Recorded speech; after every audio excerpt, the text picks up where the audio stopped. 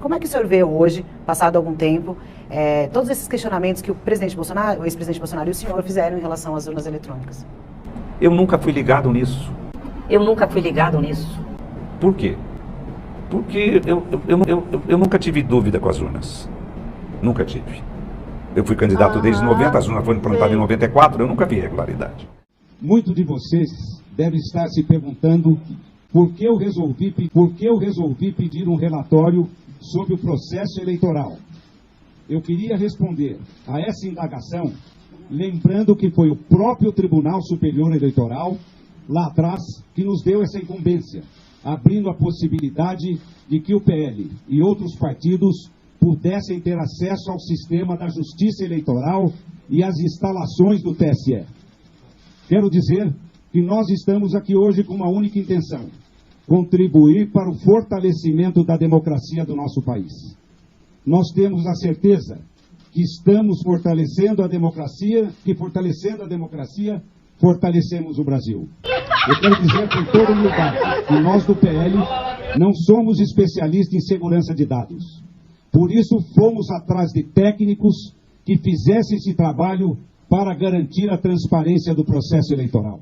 Eu queria saber, e assim, a gente teve aí toda a vistoria das urnas por parte do Exército, de outros técnicos, e por mais que se quisesse, há 26 anos é um sistema confiável, o senhor já foi eleito por ela, o próprio Bolsonaro já foi eleito por esse sistema muitas vezes. O senhor se arrepende dessa ação, porque talvez dessa ação também, desse comportamento de não aceitar o resultado, tenha estimulado essas pessoas a agirem como agiram no dia 8 de janeiro, enfim? Eu contratei, Bolsonaro tinha falado comigo que queria fiscalizar as urnas.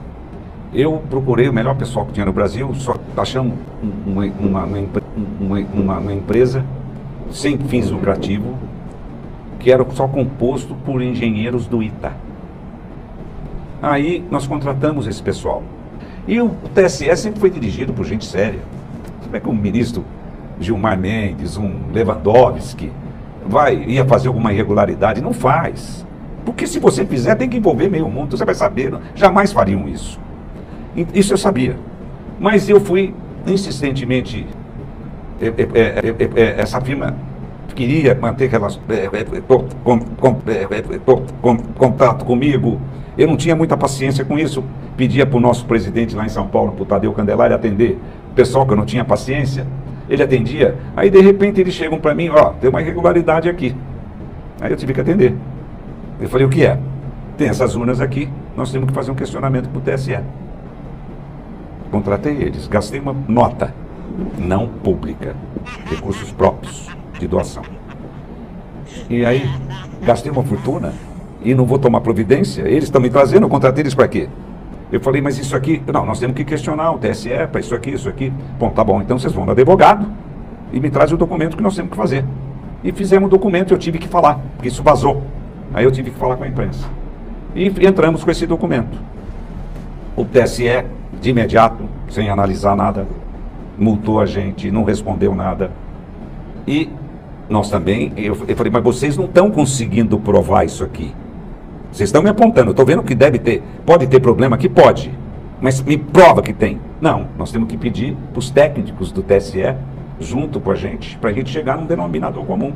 Aproveitando que a gente está falando desse momento da eleição, às vésperas do segundo turno, a gente viu 2 episódios de violência protagonizados por 2 pessoas muito próximas de Jair Bolsonaro, o Roberto Jefferson e a Carla Zambelli.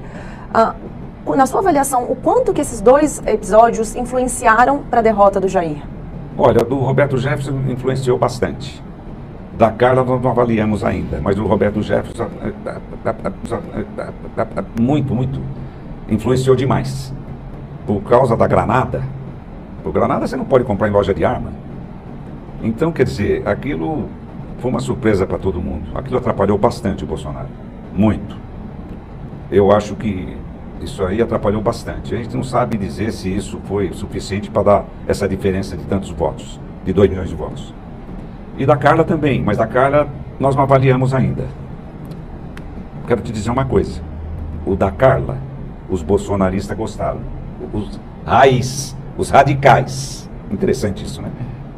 Os radicais gostaram. E quem votou nela foram os radicais. Ela foi ter uma votação expressiva. Eu perguntei... Esse pessoal gostou. Não pensa que não gostou. Pessoal radical. Entendeu? Mas não tem uma avaliação disso ainda. Eu pergunto até porque, como o senhor não tem uma relação muito boa com o Roberto Jefferson e a Carla foi um expoente... O Roberto Jefferson está ruim desde o dia que ele operou. Lá quando ele era líder ainda, do PTB. Ele operou, ele era líder não, ele era presidente do PTB e operou. Ele era muito gordo. E ele fez uma operação. Tem gente que diz, alguns médicos, que o camarada tem que ter acompanhamento psicológico. Com certeza. E ele não teve. Ele não teve. Ele chegava nas reuniões, falava, nossa, estou com uma manta aqui, já operei 120 pontos, agora tenho que operar de novo. E ele não fez. Tudo junto. Ele, que não era boa pessoa, nunca foi, juntou com o talento que ele tem, porque ele tinha que trabalhar em novela.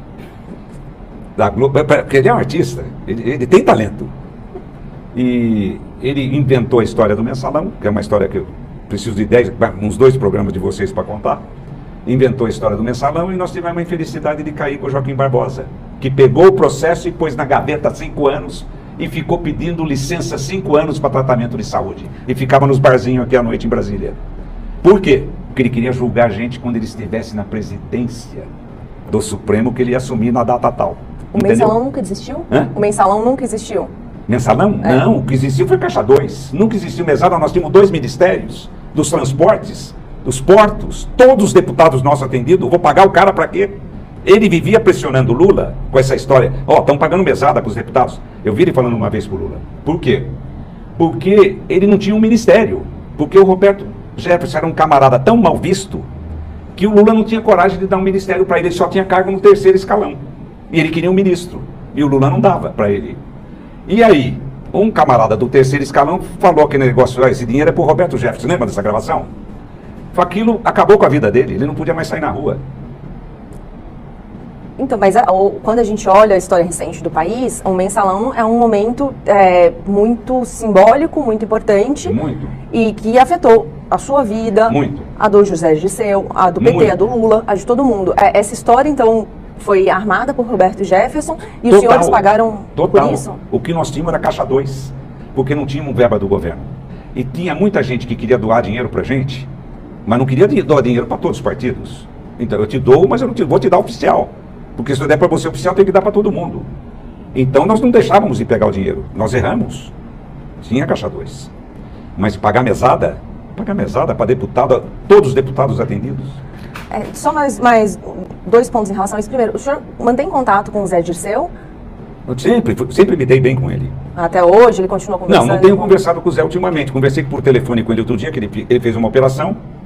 E daí eu liguei para ele para saber se ele estava bem. E eu tive um probleminha outro dia, ele me ligou para saber. Os tipos de madeira, os estilos de móveis, mas...